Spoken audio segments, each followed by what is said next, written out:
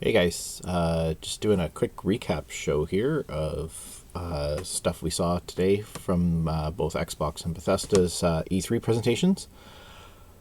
I went into this E3 basically with my hopes really low because the last couple of years I've been kind of disappointed with how E3 has come out, and there was nothing really that jumped out huge on this one, but there is definitely some stuff that I was interested in. I'm going to go through everything. I'll probably just glaze over stuff. I'll tell you everything that actually was mentioned, but I'll probably stop and talk about stuff that actually did kind of interest me. So, Xbox opened up with the first game they showed off was that Outer Worlds game. The one that it kind of looks a little like a Borderlands style game.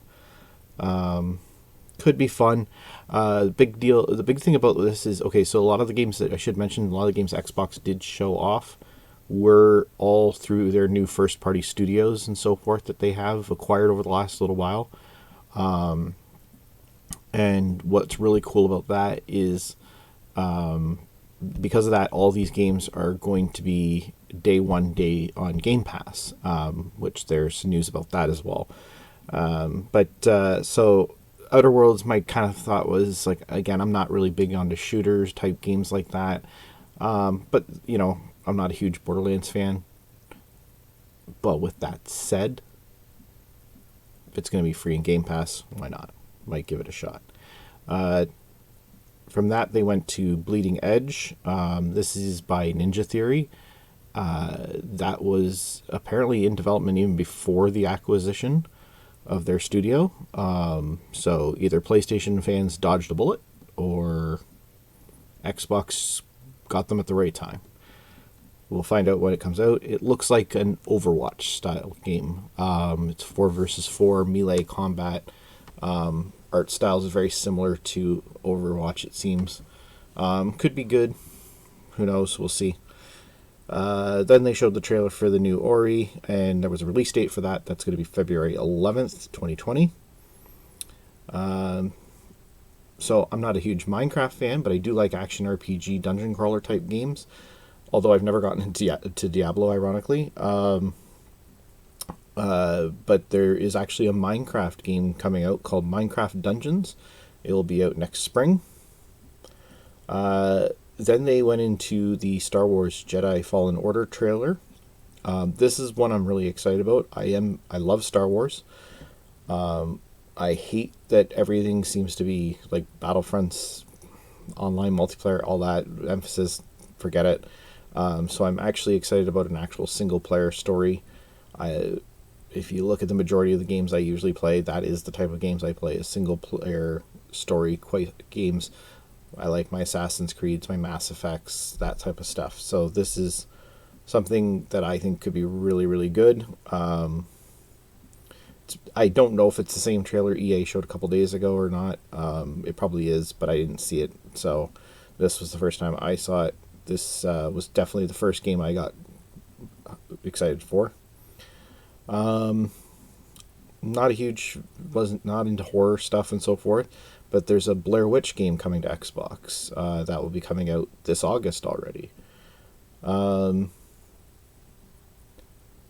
Then we jumped into Cyberpunk, and they played a cinematic trailer for it, which just got people more excited for it. But at the end of the trailer, a guy ducks down, and the voice sounds familiar, and the character model looks exactly like Keanu Reeves. And then Keanu Reeves walks out onto the stage, so he's in the game. They announced the release date for that. It's April 16th, 2020. I think Keanu walking out just kind of sold the game right then and there. I think it was called Spiritfarer. I didn't quite catch the title. It was a first party game that they showed. I think it was, I don't remember which game that was now that I think about it. I think that was the one with the deer. But then this was the next game I kind of got excited about. There's a new Battletoads game coming. No lie. They're making a brand new Battletoads game, beat 'em up brawler, a little bit more cartoony than the originals, but not massively different. It will feature 3-player couch co-op. So that's fantastic. The side-scrolling beat 'em up brawlers, those are fun games. Battletoads was a great game. It's very cool that Microsoft's pulling that back out and doing something with that franchise. They've got these great licenses through Rare. They should be using them. Next game they showed off was something called Legend of Right, which was like a pencil art animation game. I've read since the presentation that it's apparently an RPG. I'm not really too sure. Check it out if you're interested. They did the big ID at ID at Xbox trailer next. Two of the titles they showed off near the beginning, they actually got released on Game Pass today. There was a game that kind of looked like an old school Contra game, which I thought looked kind of neat. I loved Contra back in the day. But again, all these games, they're all going to be on Game Pass day one. They then came out to talk about Game Pass. So the first thing they mentioned was that Batman Arkham Knight, Hollow Knight, Borderlands Handsome Collection, and Metro Exodus are all on Game Pass today. Like, right now. I already own Batman, I already own Metro, but I didn't own the other two. The other thing that's really cool, even though they didn't talk about this, they actually added 23 games to Game Pass today, so in total. Then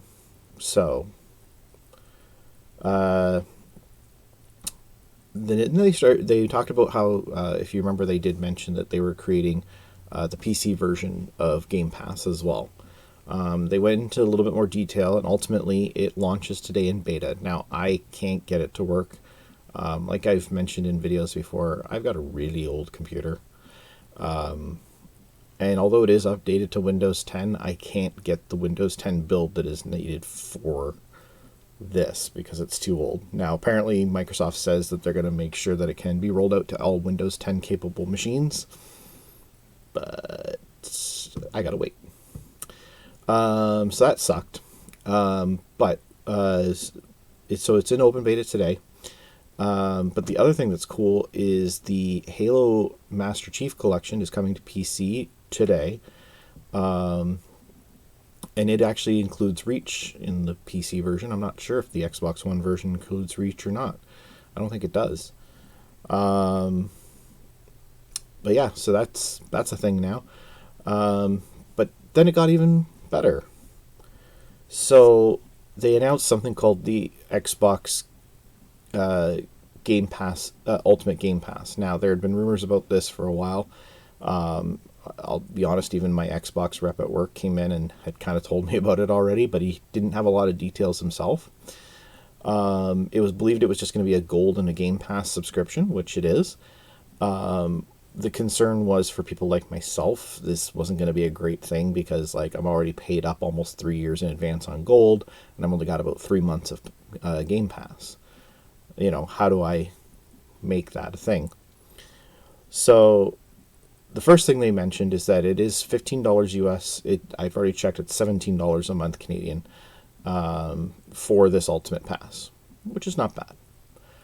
That's definitely less than double of, because they were both, their base things were the same price, US $10, and I think it's $12, I think it is, Canadian, for both Xbox Live and for Game Pass. That was the going rate for each of those.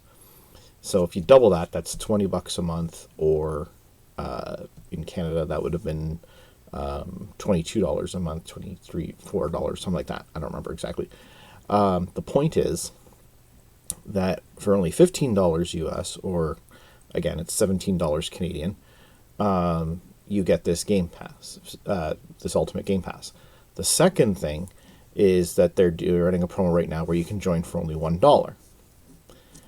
Now, they didn't explain this during the conference, but I went and looked it up afterwards. I went on there and checked, And it explains to you that, for example, if you have, say, 9 months left of Xbox Live Gold, and you've got 3 months left of, say, Game Pass, and you do the $1 promo to get the Ultimate Game Pass right now, they will convert all your remaining months from both services. So in this case, 9 and 3, so that's 12. They will convert those 12 months into Ultimate Game Pass months, plus you get that month that you just paid for. So that means you'd have 13 months of thing. So for me, I did it. My Xbox Live Gold was going to expire, I believe it was in December 2021. I didn't have that much time left on Game Pass, maybe a month or so. It now says that I have both services till February, end of February 2022. So for only $1, I basically got an extra 2 to 3 months of Xbox Live Gold and approximately another 2.5 years or more of Game Pass. Definitely was worth it. I even had a friend from work actually who saw when I posted that on my Facebook, on my personal Facebook. He was like, "Oh, is that real?" I'm like, "Yeah." And he's like, "Awesome, I'm doing it now." And Tico from OMG then also commented on it too, was going, "Yeah, I did it earlier today. It's awesome." Then they announced Microsoft Flight Simulator is coming back. Looked pretty, but again, I'm not really that excited about it. It's going to be in Game Pass, obviously, both PC and Xbox. And then there was also Age of Empires 2 Definitive Edition. I didn't catch if that was both Xbox and PC, but again, Game Pass day one. Wasteland 3 got announced. Then they announced that Double Fine has also joined Microsoft Studios. And Tim Schafer even came out and he was like, "Oh, he made a joke about like, oh, I'm a team player. Don't worry, I'll do anything you guys need. I'll work on some Halo, some Forza, some Excel, whatever Microsoft needs me to do." And they were like, "Oh, don't worry about it." He's like, "Oh, thank God, because I'm not doing any of that." He then showed a trailer for Psychonauts 2, which basically now means that's also an Xbox exclusive, and will be on Game Pass day one. Then there was a world premiere for a Lego Star Wars game, which was confusing until it was revealed that it's actually called Lego Star Wars Lego Star Wars The Skywalker Saga, and it's going to have levels covering all 9 movies of the main episodes. So that's pretty cool. I like Lego games. I like Star Wars, like I mentioned before, so I'm down for some more Lego Star Wars. Then there was a trailer for Dragon Ball Z Project Z, which is like an action RPG Dragon Ball Z game. I'm not into anime, so personally don't care, but I know that's going to make a lot of people really happy. There was a top-down view game that looked really neat. It was called 12 Minutes. It starts out with a couple sitting at a table, and she hands him a present, and he says it's a baby outfit. He hasn't even opened the present. And she seems confused, and he's like, "Because you're pregnant, you already gave this to me." And he starts to say, a guy comes in, he says, "You killed your father. We don't have much time," or whatever. And it seems like it's like a loop that this guy's living over and over and over again, where he's trying to figure out why this guy's come after them and trying to figure out a way to, I guess, save himself and his wife. It looked really neat. I'm interested. I'm kind of curious about how that game's going to work. I think they called it I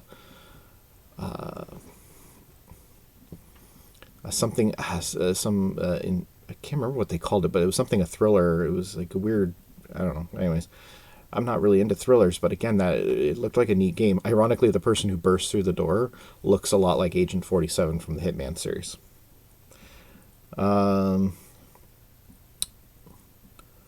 Oh no, this was the game with the deer. So there was this weird game they showed off called Way to the Woods. It was like a mother and baby deer they would light the antlers on the mother or whatever would like light up the way. They're going through all these weird things, but it was weird. Everything was misproportioned because although most stuff seemed proportionate, there was one part where like there was a cat and the cat looked like it was like 3 times the size of the deer. I don't know. They showed a teaser for Gears of War 5, which was kind of a weird thing. It was basically just kind of talking about how it's all a family thing. It's launching September 10th. You get early access with the Ultimate Game Pass. And they ran down a whole bunch of new modes, and there'll be betas for those in July and August. The one's called Escape, which if you go to Up, Up, Down, Down, because Xavier Woods, Tyler Breeze, and AJ Styles from the WWE were actually on there. And after they finished the presentation, they went into it, and that streamed out on Up, Up, Down, Down. So you can check that out. Plus, apparently, there's for I can't remember, like I guess day 1 players or something like that. There's actually some Terminator content. So if you like Terminator and you like Gears, there you go. They then announced a new Elite controller. I think it was called just Elite Controller version 2. Some of the big changes. There's more customization so that you can have up to 3 profiles now saved on the controller. There's more like the triggers. Before you had like just the 2 different settings. There's now I think 3 on that. You can actually change the torque on the analog sticks. There's apparently more pieces for more customization of how you might want the controller. But the biggest thing, apparently I watched another video where they said apparently it is USB-C. I don't remember seeing that in the video. It might have said that, I don't remember. But the biggest thing, and this is huge for a lot of gamers I know, it's actually got a rechargeable battery built in, so no changing batteries or anything like that. And the battery can last for up to 40 hours of gameplay. So that's kind of cool. Dying Light 2 was announced. That's coming out in spring 2020. I know my friend Laura is excited about that. So every year, if you've watched E3 for like the last decade, every year Xbox announces a new Forza. They drive a car out on stage, or they drop it from the ceiling, or it comes up through the stage floor, whatever. Doesn't matter. There's always a car on the stage, and it's usually some new car that no one's ever seen before, that's going to debut as part of the game. And they usually switch between the Motorsport and the Horizon games. If you look back at the history, like last year was Horizon 4, year before that was Motorsport 7, year before that was Horizon 3, year before that was Motorsport 6, and so on. So based on that, this should have been an announcement for Motorsport 8. And it starts out and it says that it's a world premiere. So this is definitely a new thing. And then it says Forza Horizon 4 on the screen, and a car starts driving out on stage, but because it's so dark, you can't tell what car it is. The trailer starts up, and it's typical Forza Horizon 4 action, and then all of a sudden a car is coming up to an intersection, and he just kind of slams on the brakes because he sees these trucks coming. And as the trucks are coming, all of a sudden you start hearing the theme song from the Lego movie, Everything is Awesome. And as the trucks drive by, you can see that the trucks are filled with Lego pieces. And then all of a sudden some Lego cars drive by, and the next thing you know, apparently, basically, bottom line, there's a Lego expansion coming out for Forza Horizon 4. It actually comes out this coming week on the 13th. It's called Lego Speed Champions. And then when the lights came back up on the stage, you could see that the car that they brought out on stage was completely made out of Lego. It looked really cool. I'm a huge Lego guy, and I love the Forza Horizon games. I love Forza Horizon 4 especially. I loved the Hot Wheels one that they did for Horizon 3 a couple of years ago. So this is definitely I'm in. There was a trailer for the Funko Pop Gears of War game that's coming out on mobile. There's a free new expansion that came out today for State of Decay 2 called Heartland. It's actually 2 different story campaigns that I guess play out at the same time. I didn't fully understand it. I'm not a huge State of Decay fan to begin with. I'm not really into zombies and stuff like that, but free content is always nice.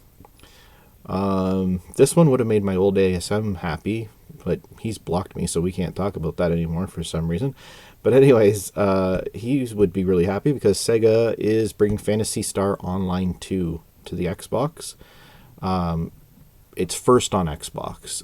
It is coming to the other consoles, but it's going to include all the content. It's going to be 100% free, and apparently it's going to have crossplay.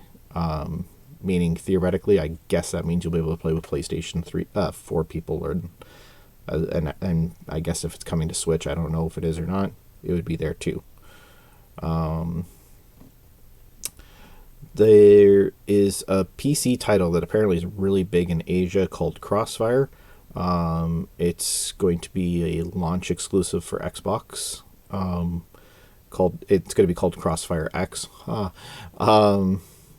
Didn't look interesting to me, but I don't think a lot of people in the actual theater at the presentation, I don't think a lot of them have heard of it either, because when Phil Spencer said the name, a lot of people kind of were like, okay. There's a new Tales game coming out called Tales of Arise.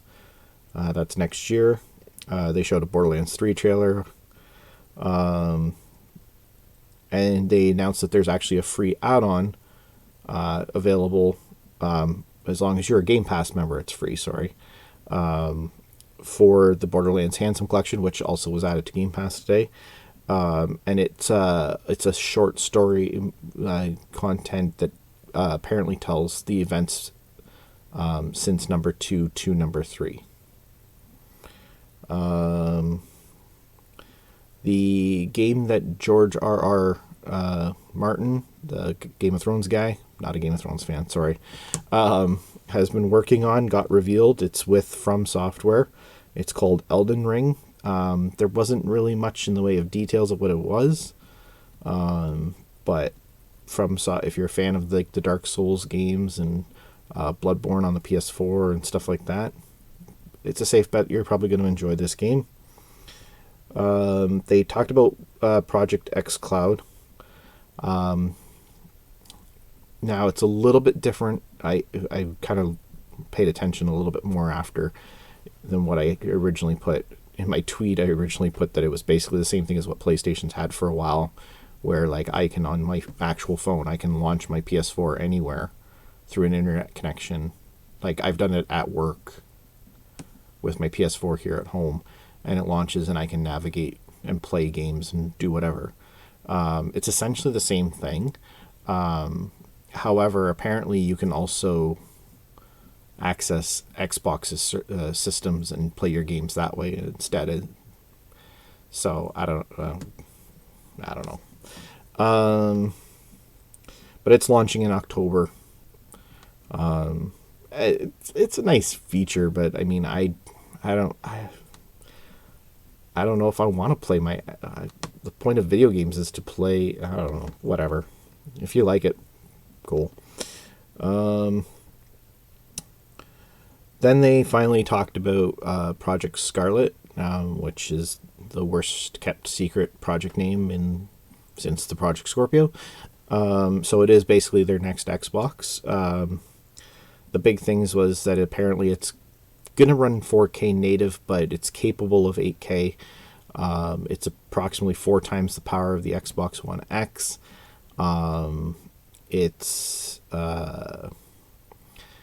They kept making references to generational, so it does imply that it is fully backwards compatible, meaning Xbox One, Xbox 360, original Xbox. To what extent, I don't know. I'm sure for the 360 and original Xbox, it's going to have the same limitations that it has currently on Xbox One. But it did also imply that you might be able to use any accessory with it, meaning if you would prefer to use an Xbox One controller versus whatever their new controller is for this thing, you can. Or if maybe you want to use a 360 controller, you can. I don't know. Don't quote me on that. That's just the impression that the trailer they put out gave. But they did confirm that it is going to be out for Christmas 2020. So basically about a year and a half we got left. And it's safe bet, even though PlayStation had originally said that theirs wouldn't be out probably anything before that. It's obviously a safe bet that they probably are going to put theirs out around the same time. So it looks like new generation fully starting in about a year and a half now. But then they jumped into Halo Infinite, which they confirmed will be a launch title for this new console, and so it will also be at Christmas 2020. Not a huge Halo fan. I've played them. They're fun, but I'm not huge because, again, I don't like the shooters that much. But it did look pretty. Like, there was no actual gameplay footage again, but it was a really good trailer. Kind of gives you an idea of what the story might be about. Yeah, so that was cool. But again, for me, the Game Pass thing was huge, so that's cool. I was never excited about Cyberpunk when it was first announced, but the more stuff they keep showing, the more I'm getting excited for it. So that's definitely in. Like I said, Star Wars stuff, the Jedi Fallen Order, yep, and so forth. And that was pretty much Xbox's conference. Overall, I thought it was really good. Because I didn't go in with high expectations, I don't feel disappointed by it. But honestly, I don't think it was like a mind-blowingly huge conference, other than it was nice to see they had a lot of stuff coming. Battletoads, again, I'm actually excited for because I like those side-scroller beat-em-up-brawler games. So that will be a fun game to play, and it's something that I'll be able to play with some friends and stuff like that. Then we did Bethesda later. And I'll be honest, there's not as much, there's probably even less I'm excited about on this one. But some of the neat things that they announced. So the Elder Scrolls Blades game that they've kind of been beta testing on mobile is officially launched as of today on mobile. But it's also coming to the Nintendo Switch in the fall. It's also 100% free on both platforms. And even if you start playing right now on the mobile, you'll be able to continue your progress. So it's cross-progression and cross-play between Switch and mobile. And like they said, it's 100% free. I mean, I'm sure there's microtransactions, but... and apparently if you start today, too, you get some free goodies to start out with and so forth.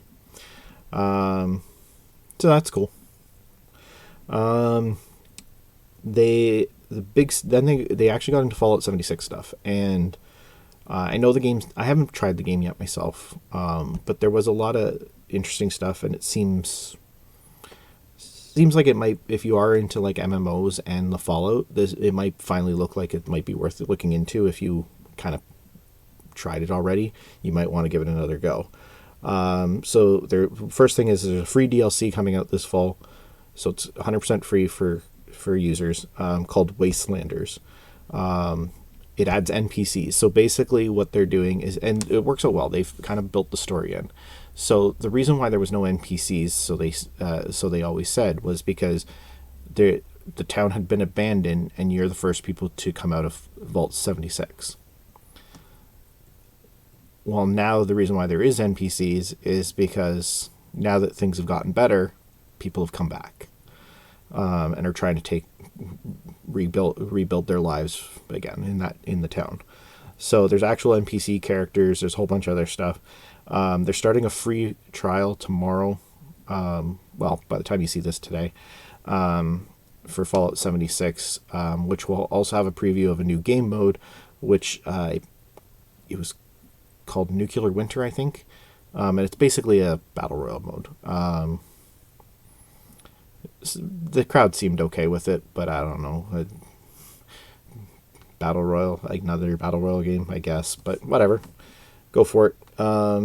Which that's just funny because around that time I noticed Twitch had put out a tweet and it says, 2 things could apparently survive the apocalypse: Twinkies and Battle Royals.